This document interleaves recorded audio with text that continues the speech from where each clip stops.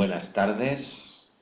Buenas tardes. Vamos a partir a continuación la cuarta parte de la clase número 19 del Máster C, Máster Principal de los Domingos, de la Escuela Oficial de Hipnosis.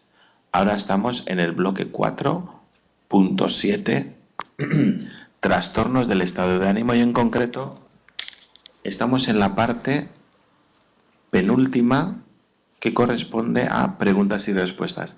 Y para eso tenemos a Manuel, delegado de Córdoba, que nos va a indicar las preguntas que han habido a lo largo de la semana en el foro, en el blog, y también que se han ido recogiendo a lo largo de la clase de hoy. Buenas tardes, Manuel. ¿Cómo estamos por ahí? Buenos días, buenas tardes a todos. Buenas tardes, Joan. Pues estamos muy bien. Mira, hoy tenemos 5 preguntas que van relacionadas con la clase de hoy. Y la primera nos dice: ¿cuándo podemos decir que un paciente sufre un síndrome depresivo? Es decir, ¿qué tipo de ítem y tiempo debe cumplir para poder diagnosticarlo?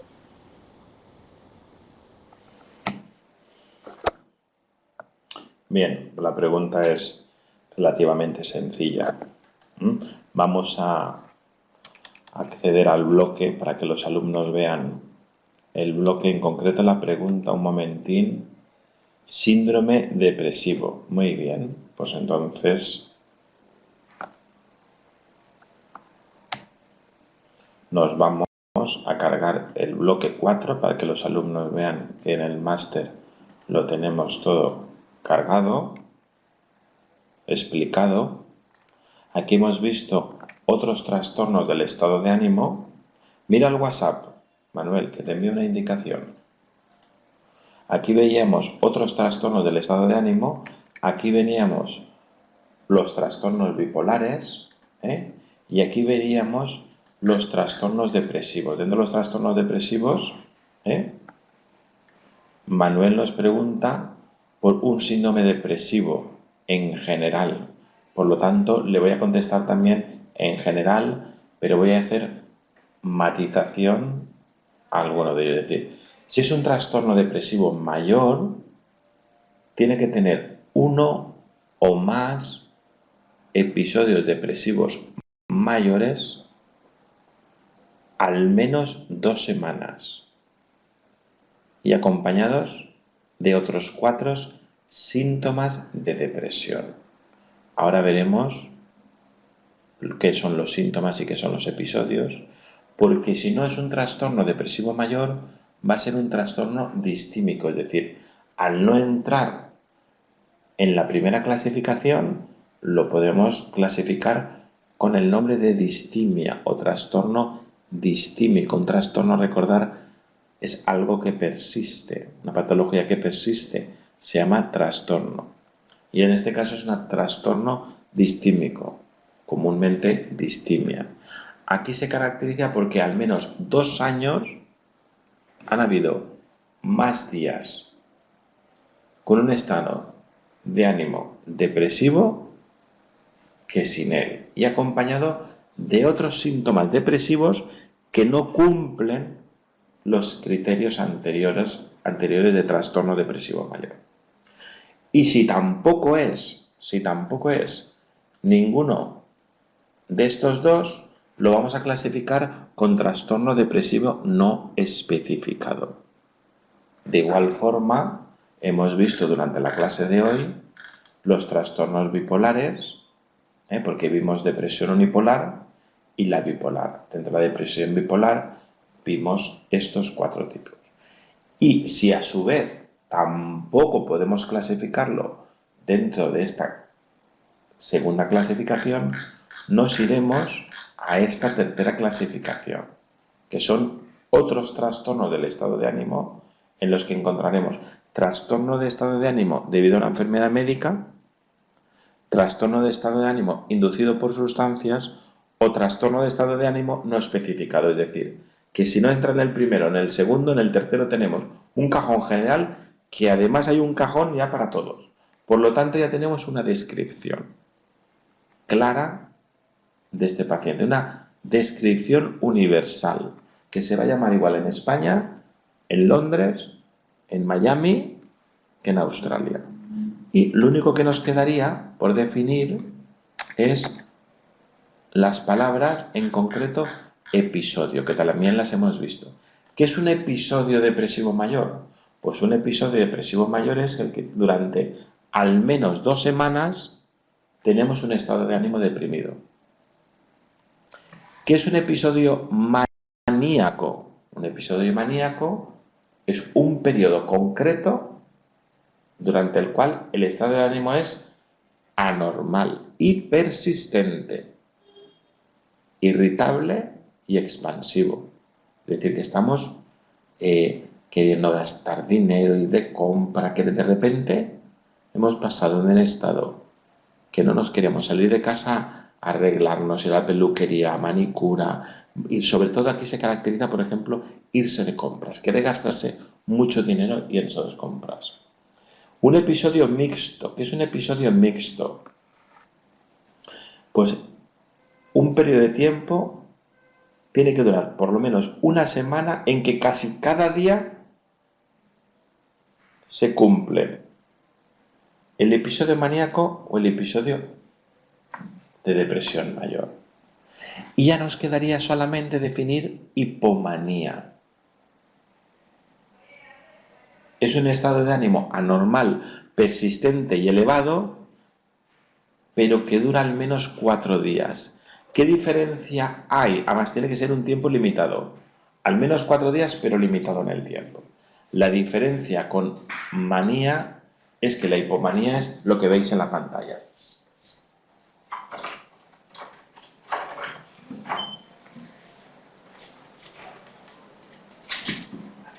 Bueno.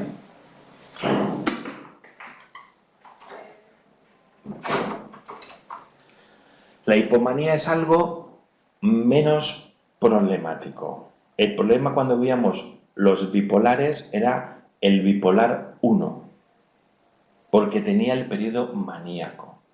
Por eso el bipolar 2, al tener hipomanía, no es problemático.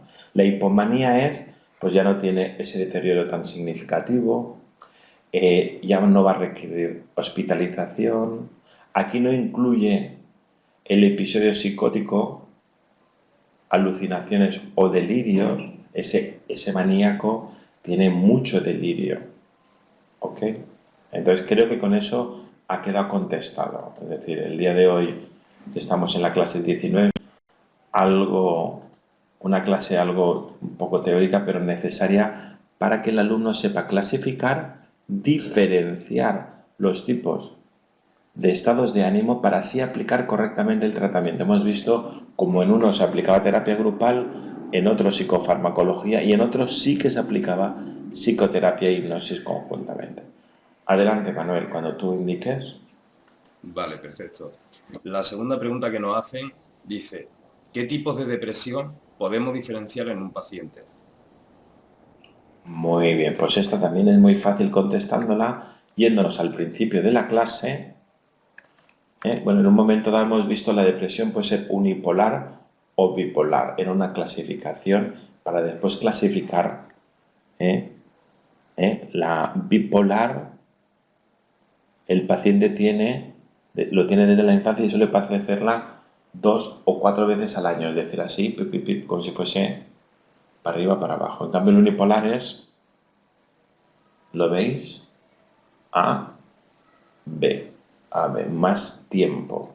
Pero la verdadera clasificación que hemos visto en la clase era esta y habían 4 tipos de depresión. La endógena, que hemos dicho que era heredable, genético. Hemos también visto la palabra heredable, genético y congénito, que no habían relaciones entre ellas, o sea, que no habían algo hereditario sí que es genético, pero algo genético no tiene por qué ser congénito ni heredable.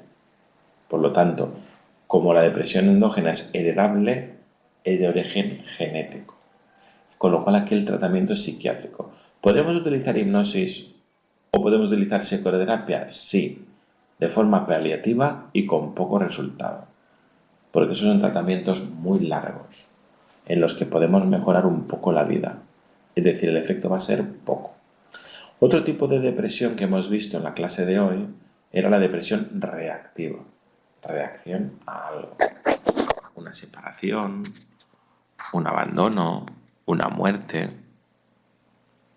Esa situación concreta. Ahí vamos a actuar con las causas, no con los síntomas. Y ahí sí que, por supuesto, vamos a hacer psicoterapia y la hipnosis va a apoyar mucho a la psicoterapia. Un tercer tipo de depresión que hemos visto hoy se llama depresión neurótica.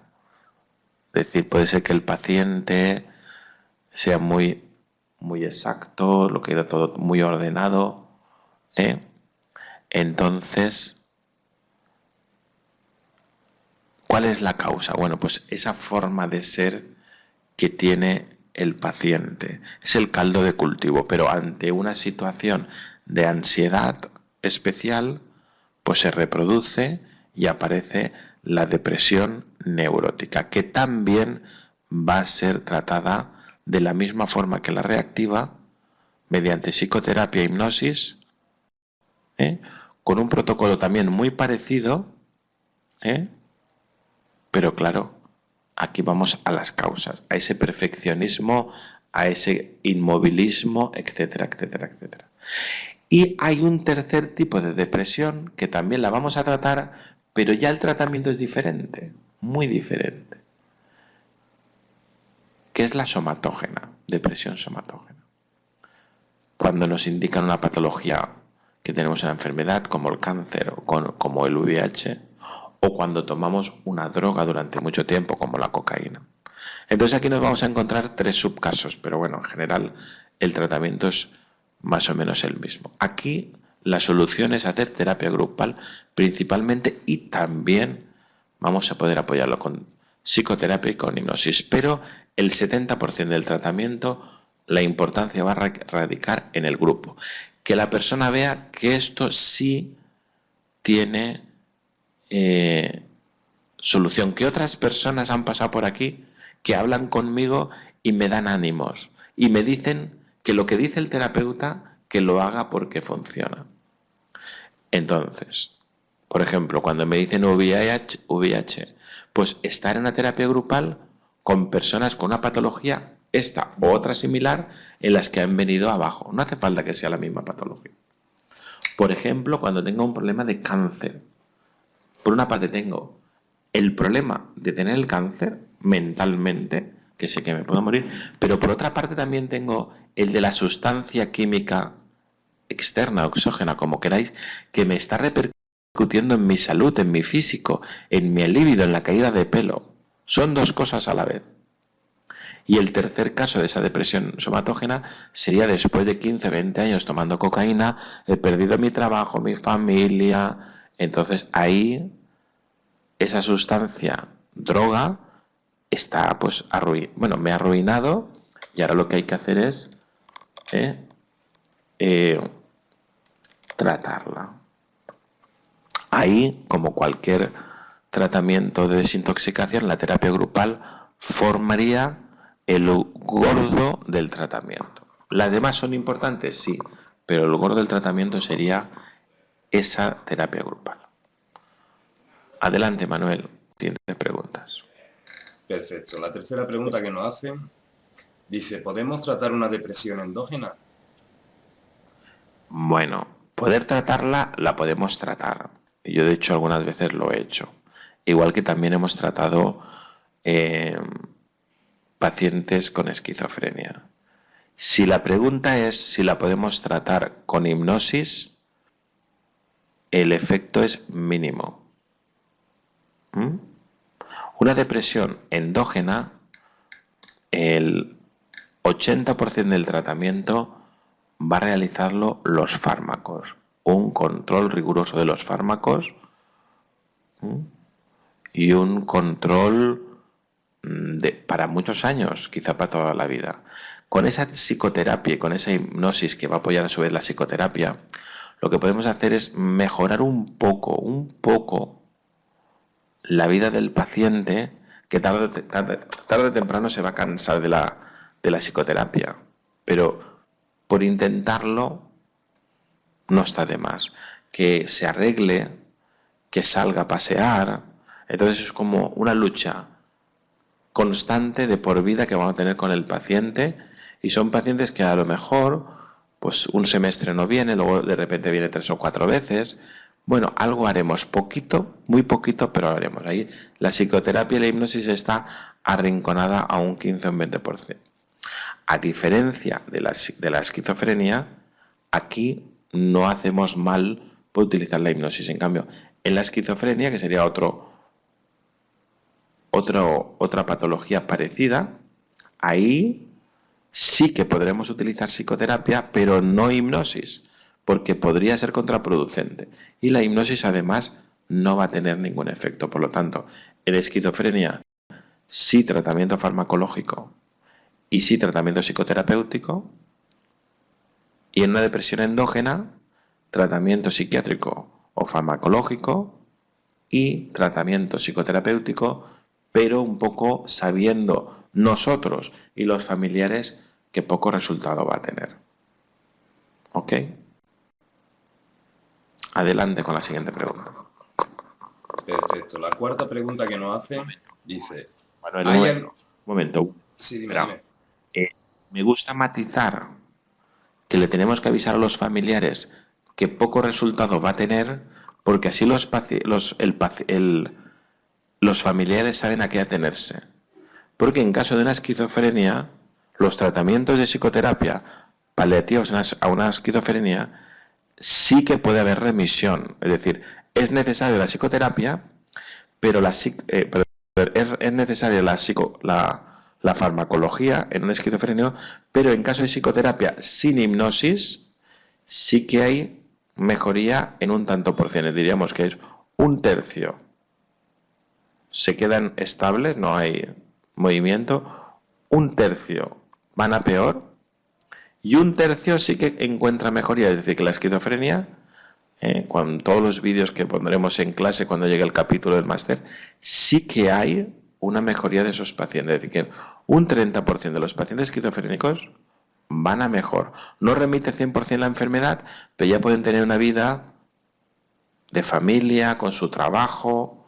Van a tener algo así que los delata, pero van a tener una vida aceptable. ¿Me entiendes? Por eso toda esa información hay que dársela a la familia y a veces, determinados casos, al paciente, porque tenemos que saber qué herramientas tenemos que emplear y sobre todo qué resultados van a dar esas herramientas para no engañar a nadie. Tenemos que ser, profesionales. Adelante, Manuel. Perfecto, ahora sí quedó claro. La cuarta pregunta que nos hacen dice, ¿hay algún tipo de personas que puedan ser propensas a padecer una depresión reactiva? Bueno, pues cualquiera, tú, yo, cualquier persona que nos esté escuchando. Mañana mismo cogemos el coche, nos vamos de viaje, arrancamos el coche y a 100 metros nos choca alguien por detrás y tu mujer y tus hijos mueren en el instante. Aparte de tener un shock, tal, tú posiblemente desarrollarías una depresión reactiva. Aquí mismo un vecino mío, ayer, creo que fue la semana, hace 3 o 4 días, cogió un taxi y otro taxi le embistió. Le embistió hasta 4 o 5 días ingresado. Había dejado un trabajo, iba a coger otro. En el otro trabajo le han anulado el contrato, se ha quedado sin trabajo. Ahora con uno de los pies va a tener que tener una recuperación de 1 año o 2 años. Él no es que sea un deportista, pero trabaja en la calle. Por lo tanto, durante 1 año o 2 años tiene un problema laboral también. Entonces, eso sería una depresión reactiva. Por algo. Se ha muerto tu padre, te ha abandonado tu mujer, has tenido un accidente, etcétera, etcétera. Cualquier persona. Siguiente pregunta. La quinta pregunta que nos hacen dice, ¿cuándo podemos decir que un paciente sufre una depresión unipolar? Bueno, pues esto lo hemos visto aquí en el gráfico. Volvemos la clase. Dentro de esta clasificación después hemos visto otros dos tipos, ¿no? La depresión puede ser unipolar o bipolar. Unipolar, síndrome depresivo que empieza y dura un tiempo y termina. Ya está. Es decir, viene un síndrome depresivo, empieza y termina. Uno, punto, fin. En cambio hay otros que van, vienen, vienen. Y empiezan normalmente en la infancia. Y van a suceder un par de veces al año, 3 o 4. Es decir, ahora voy, ahora vengo, ahora estoy mejor, ahora estoy mal. Entonces, claro, al pasar de un estado depresivo, ¿dónde voy a pasar? Por lo lógico voy a pasar a ese estado de exaltación. Se llama manía. Por eso se llama síndrome maníaco-depresivo. Pasa de la depresión, de un estado depresivo a un estado de euforia exagerada. Aquí es cuando necesitan estar un poco en equilibrio, es decir, la luz, la luminancia, por eso son lo que hemos dicho en clases, recomendable baños de luz, que eso es un paseo por el parque y nada más. La serotonina tomando alimentos como la pechuga de pavo, el orégano, el jengibre. Estar pendiente de nosotros mismos, porque nosotros sabemos que en ese punto tenemos un poco de desequilibrio y simplemente tenemos que estar siempre un poco ajustando. Porque pasamos de un estado de no querer salir y no querer hablar con nadie a de repente saludar a todos por la calle, irnos de compras y pues gastar mucho dinero que quizá no tengamos. Estas personas hay que limitarles las tarjetas. Incluso esa euforia puedes ofender a alguien y acabar en agresión. Normalmente acaban en un hospital o en la cárcel, en el calabozo, etc. Unipolar o bipolar. Unipolar es síndrome depresivo que empieza, dura un tiempo y termina, y bipolar es tiqui, tiqui, tiqui, para arriba, para abajo, para arriba, para abajo. Mucho más inestable y mucho más problemático para las familias. ¿Alguna pregunta más, Manuel? Pues de momento no, Joan. Gracias por contestarnos las preguntas y nada, te dejo que sigas dando la clase. Yo ahora, lo que vamos a hacer ahora es, si te parece, voy a compartir la pantalla, voy a recomendarle a los alumnos que están aquí, les voy a recomendar que entren aquí en la web hipnosis.es. Entramos en la web hipnosis.es, nos vamos a la opción 3.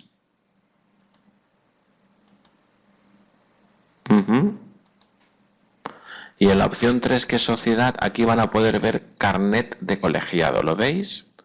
Carnet de colegiado. Sociedad Internacional de Hipnosis Clínica, carnet de colegiado. Bueno, suponemos que estamos todos, tenemos claro que estamos en la web hipnosis.es, opción 2, Sociedad Internacional de Hipnosis Clínica, carnet de colegiado, y aquí van a encontrar todas las ventajas de ser colegiado en la Sociedad Internacional de Hipnosis Clínica. Que lo lean y que si se quieren comunicar con la escuela, entren en contactar, o ya si se quieren no solamente contactar, sino asistir a nuestras clases como invitado 2 o 3 semanas y conocernos en directo, contactar prematrícula y rellenen este formulario, contactar prematrícula.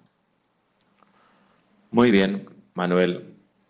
Pues si tienes alguna pregunta más, ¿tienes alguna otra pregunta? Nada, por aquí son las que había. Y nada, sigue adelante con la clase. Nos vemos la semana que viene.